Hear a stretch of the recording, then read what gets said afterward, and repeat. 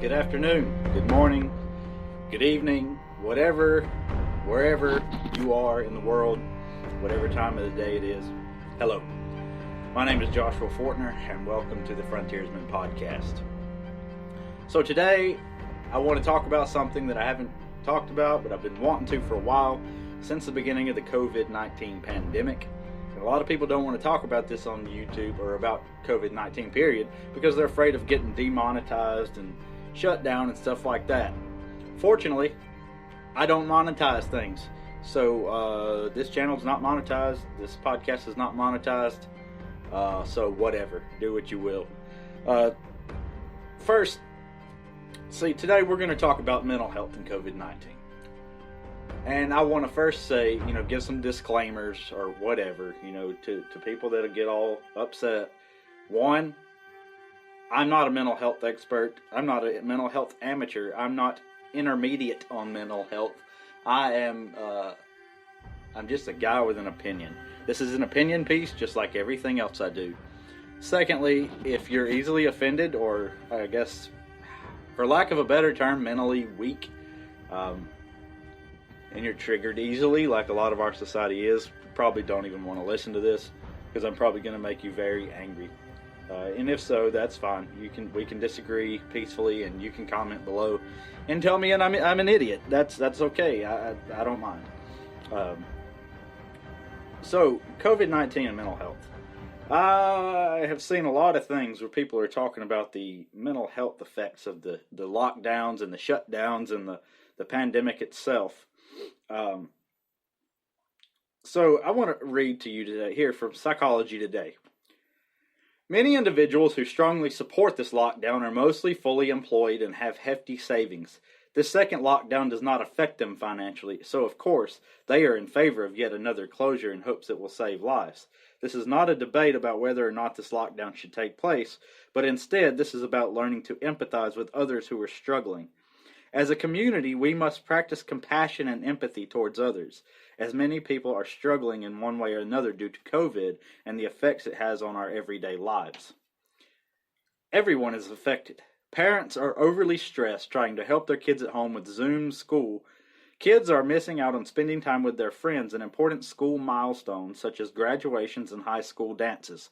Weddings have been canceled. People are dying in hospitals alone. Domestic abuse is on the rise because now people are told to stay home with their abuser. People are lonely, the economy is unstable, and the mental and emotional health of so many is being compromised.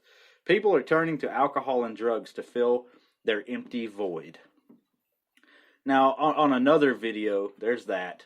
On another video I was watching today on YouTube, it had some quotes from people who were supposedly suffering mentally from all the COVID restrictions and such.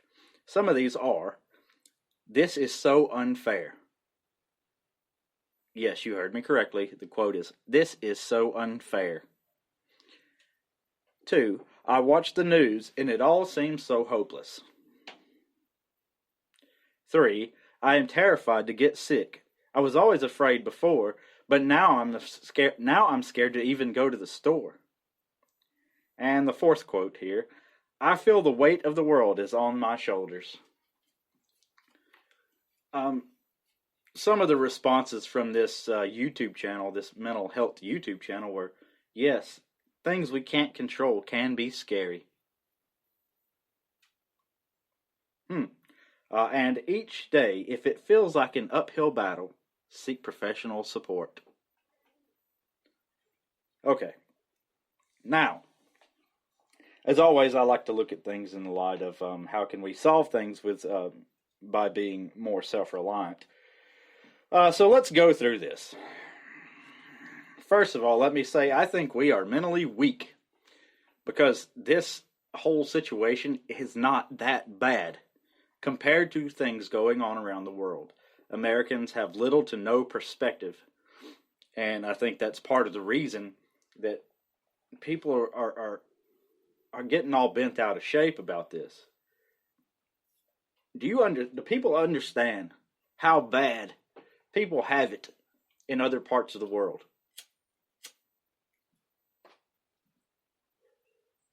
I've met Iraqi soldiers who their entire families were killed, whether by Saddam or it during war. They have no one left. I've known people from Sudan. You know the situation in Darfur there. So here people are dying alone from COVID. You know that's bad. You know that is bad. I hate that for those people and their families. But when you look at it, you know, as a worldwide, look at the whole world. There are entire villages of people being massacred, genocide going on around the world. And then the worst part about these mental health issues to me is, people are bent out of shape just because their minor conveniences are supposedly taken away. Now we'll argue about that in a minute. It says here, the second lockdown does not affect people who are, or who are employed or have hefty savings. So, of course, they're in favor of yet another closure in hopes it will save lives. Well, let me tell you that most of us who do have savings and are employed do not support another closure. I shouldn't say most, but pretty much everybody I know. This is not a debate about whether or not this lockdown should take place, but instead this is about learning to empathize with others who are struggling. Okay, I get that. So, but this is almost saying that these things should be forced, that you should be forced to empathize with people who are struggling. Now, I would ask this, the people that are struggling, why are you struggling? Well, if we go back into this article, it's because they did not have hefty savings or do not have a full-time employment. Why not? Why? At the end of the day, when you do a root cause analysis, chances are it'll go back to the blame on the individual. You're responsible for your savings. You're responsible for your financial well-being, not society, not anybody else. So, say parents are overly stressed trying to help their kids at home with Zoom school. At the end of the day, if you have children, it's your responsibility as a parent to educate those children. They're your children. It's your responsibility to provide for their needs, not the state, not the public school. If all that stuff is taken away and all that stuff didn't exist, then it's on you. They are your responsibility. So, suck it up, Buttercup. I'm sorry. I know that sounds heartless, and I don't mean to be. I'm just telling you the way I see it. Kids are missing out on spending time with their friends and important school milestones such as graduation and high school dances.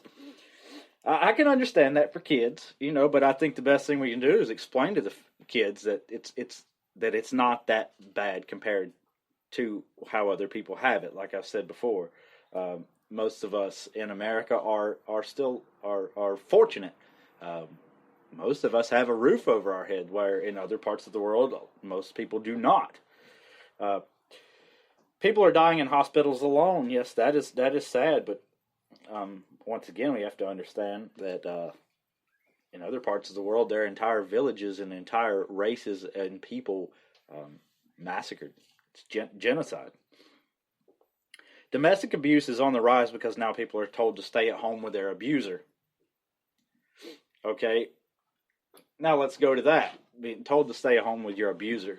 And I understand the mental issues that go along with this. But at the end of the day, once again, we are responsible for our own situation, our own actions or inactions. You need to get out of there. I don't care if government tells you to stay at home with your abuser. You disobey government. You don't do it. 90% of the time, we are in control of our situation, not anybody else. I have not seen throughout this whole thing, people are all stressed out and mentally anguished because of these lockdowns and because of the restrictions. But I haven't seen anybody with a gun to somebody's head telling them they can't leave their house. If you're suffering that much, if it's that bad for you mentally, get out. Just disobey and go do what you need to do, if that's what you choose to do, or don't. But at the end of the day, restrictions. These have been restrictions and mandates, on a piece of paper, or announced to everyone. But I haven't seen people out on the streets holding guns to people, telling them to get back in their house. Maybe that's happened in other places, but I haven't seen it here. My life has pretty much not changed. And people saying this is so unfair. Well, yeah, life's not fair. Why do you expect things to be fair? I watch the news and it all seems so hopeless. Stop watching the news, because it's not hopeless. I'm terrified to get sick. I'm afraid even to go to the store. Why are we so afraid of everything? Stop being afraid of your own shadow. I think we've become so weak as a society, mentally, physically, spiritually, everything. I feel the weight of the world is on my shoulders, this other quote. Why?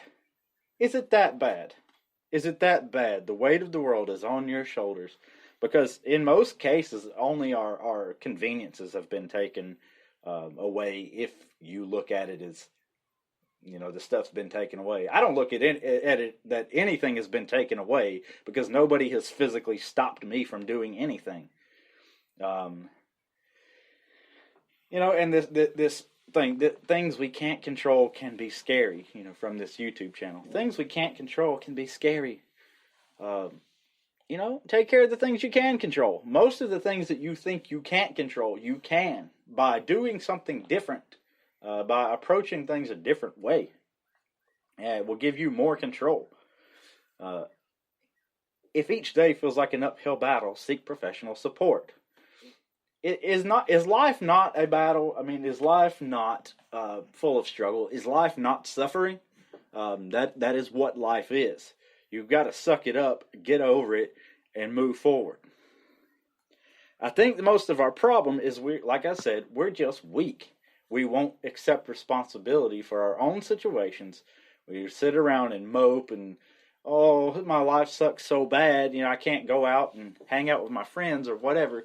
And like I said, we have no perspective on what the world is really like outside of our little bubble that we live in. The solution to me, to all this, is to be more self-reliant, as always. Stop looking to government to solve all the problems. Look to yourself and to God. Man will always let you down. Every time.